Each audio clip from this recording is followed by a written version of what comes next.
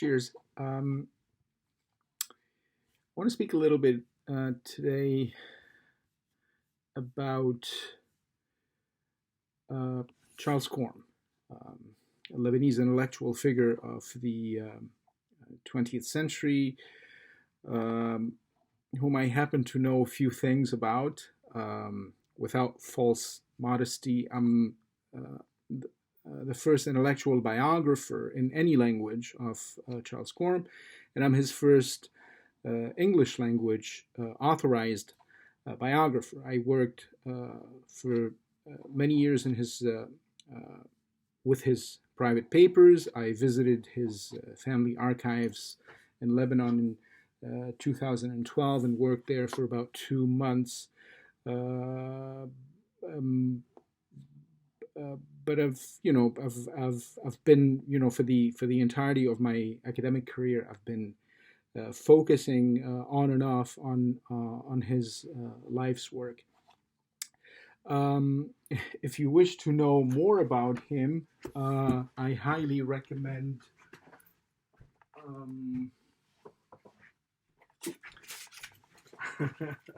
again, without false modesty, I highly recommend this intellectual biography of Charles Corm. It is excellent, if I may say so myself. Anyway, there's been a brief earlier this weekend on Twitter about the intellectual bearings of Charles Corm and his national philosophy. A very brief interchange that struck me as a bit oversimplified and misleading, and so I thought that this merited a gentle pushback. In short, the argument presented went as follows. It argued in brief that Charles Corm's philosophy ran counter to political Maronitism because Charles Corm advocated for an ecumenical form of cosmopolitan humanism. And that is not inaccurate. Corm was a condensation of humanism. He was also steeped in Christian thought, and he saw actually no contradictions between his Christian faith, his national affections, and his humanist proclivities. His views on nationalism as a form of humanism can be summarized as follows. Neither race nor language make a nation. And this is a pronouncement that has been made popular by French philologist Ernest Renan. But it was first made actually by Fustel de Coulanges, a French historian. He made that pronouncement in 1870, and it was long before Renan's principle, which uses exactly the same language.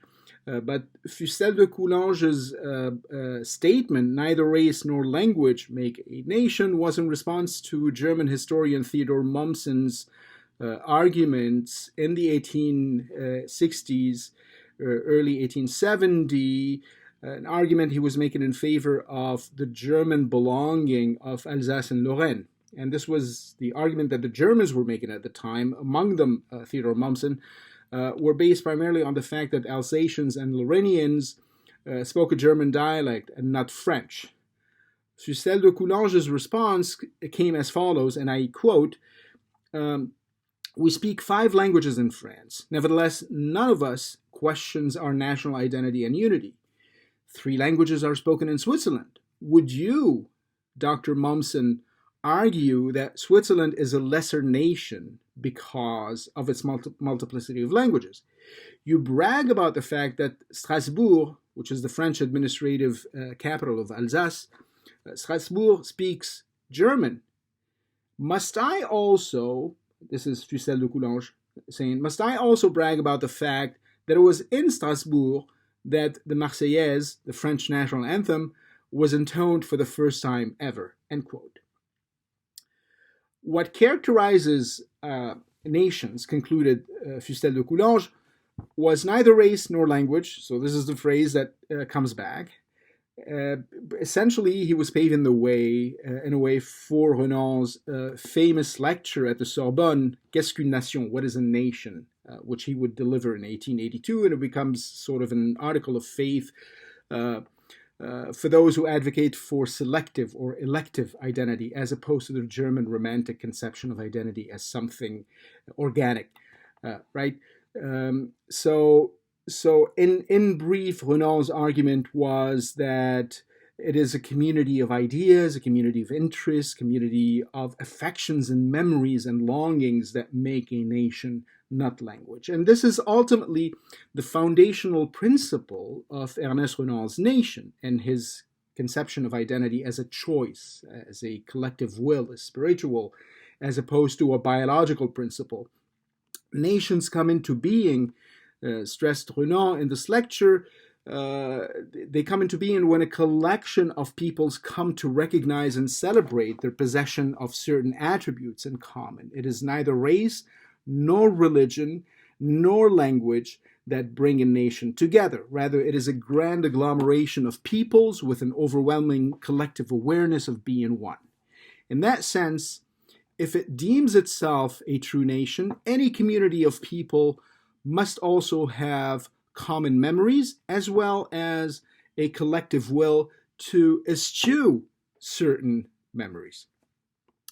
Nations, in Renan's telling, also have a genealogical lifespan. That is, they have a birth, a life, an acme, an apogee, if they're lucky, and a decline, and eventually a death. So, in that sense, nations are not eternal.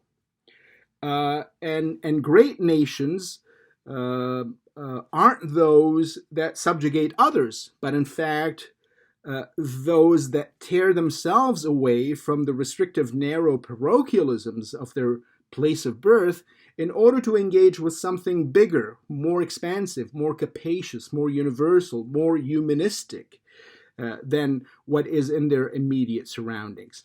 This was Renan's conception of the nation.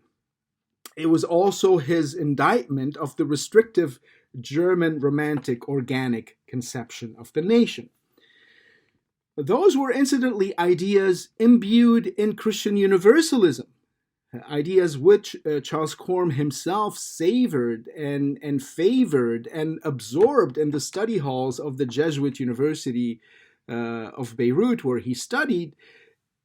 At the hands, he sort of imbued these ideas at the hands of pupils and disciples of Ernest Renan, who taught at the university. This is, in a sense, the Phoenicianism that Charles Corm advocated. Phoenicianism as a synonym of Lebanese nationalism. And so Corm, like Renan, never suggested the humanistic cosmopolitan humanism of his brand of Lebanese nationalism was to replace his Lebanonist affections. They were simply to complement them. Mediterraneanism was indeed a spawn of Lebanonism in Corm's telling. His famous phrase, petit peuple, certes petit peuple, speaking of Lebanon, petit peuple, certes petit peuple, très petit même, mais non point petit destin. Another reflection of this kind of thinking is another phrase that he makes popular, or a sentence, on n'a jamais vu nulle part sur terre, ni si petit pays, ni si vaste destin. So, a small people, yes, we are a small people, but we don't have a small destiny. And likewise, nowhere on earth have we seen a smaller country than ours, and a larger destiny than ours. And so Corm's Phoenicianist Lebanonism was a natural expansion of humanistic Mediterraneanism. And in that sense, it was a spurning of the narrow Germanic pan-conception of the nation.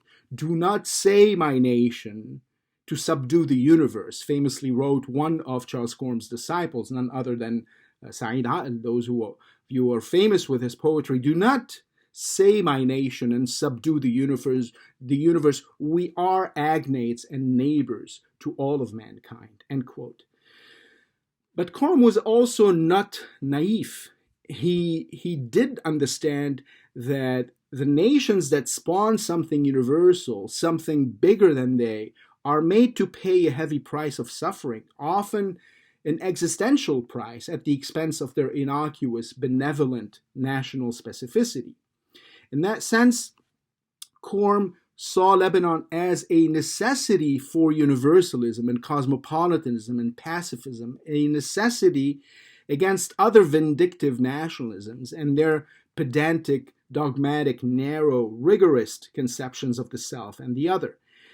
His indictment here was, of course, of the irredentist nationalisms from Arabist to Syrianist to Islamist that were swirling around him in the first half of the 20th century. And so his advocacy on behalf of Mediterranean humanism, his famous lecture at the Conference of the Mediterranean, which was organized by him and his friend Albert I of Monaco. So the conference paper that he gave at this Conference of the Mediterranean was titled L'Humanisme et la Méditerranée, Humanism and the Mediterranean. And it was, if you read the lecture, it was a vigorous affirmation and continuation of the Lebanese nationalism that he advocated, not a replacement of it. To his sense, partaking of the linguistic and cultural rituals of other people is precisely an assertion of Lebanese specificity. This is what makes one Lebanese, the ability to wield the languages and cultural accretions of other people. So being cosmopolitan, humanist, ecumenist is an affirmation of Lebanese specificity, which he draws from his political Maronitism, if you will, which sits on a very strong Christian foundation. So humanism and universalism as an assertion of Lebanese specificity, not a repudiation of it. And in that sense, contributing to the, from his perspective, contributing to the efflorescence of the Arabic language, the revival of the belles lettres of Arabic, the famous Nahda of the 19th century, is precisely being Lebanese, not becoming Arab. And likewise, wielding as he does with the intimacy of a native, the language and the culture of France, is also being Lebanese, not becoming a Frenchman. Thus, Charles Corm, a vociferous advocate of humanist, cosmopolitan humanism, as he was, remains first and foremost the organic intellectual of Lebanonness and Lebanese identity, incarnating the alpha and the omega of Lebanonness. He was the prime intellectual and guiding light and reference of Lebanese nationalism. His Catholic fervor and his close association of Lebanese nationalism with Christian universalism, which is to say ecumenical cosmopolitanism, made him a favorite whipping boy of advocates of irredentist pan-nationalisms. But he should not be confused because of his humanistic proclivities. He should not be confused with someone who rejects Lebanese specificity. In fact, I want to stress that he affirms it as a progenitor of universalist humanism. And this is, I'm going to go through very briefly the culpable graph in his monumental work, the segment of his work that earned him the ire of Arabist and Syrianist and Islamist detractors during his lifetime and in the present time. A simple, limpid couple of stanzas that sort of summarize Charles Corm's national benchmarks, exuding ecumenical humanism, again, without relinquishing Lebanese national fervor, Lebanese specificity, without being parochial, but being sort of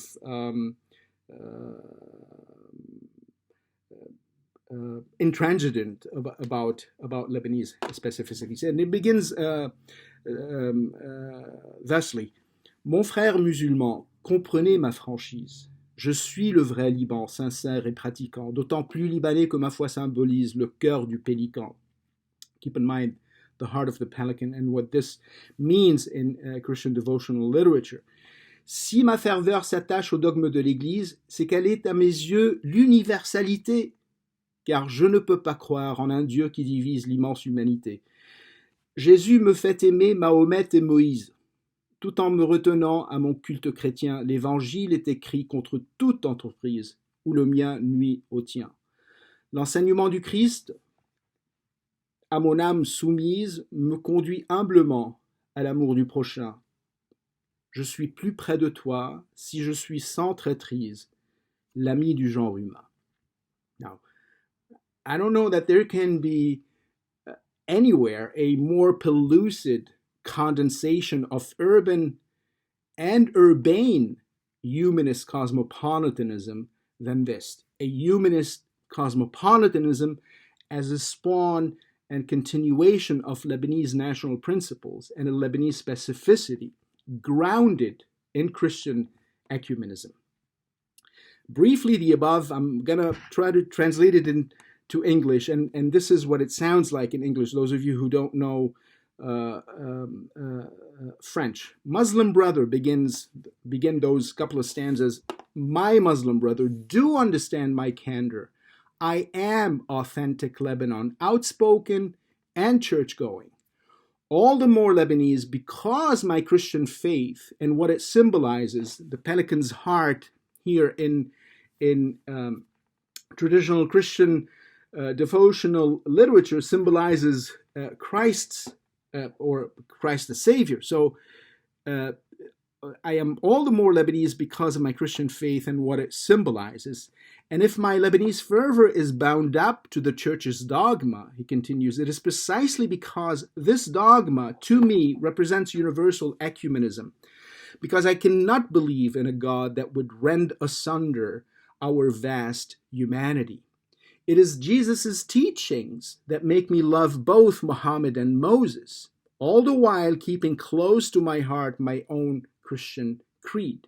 Indeed, those very teachings of Jesus are what drive me closer to you.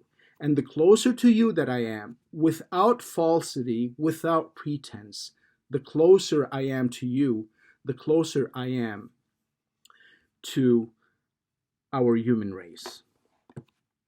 Thank you. Ciao.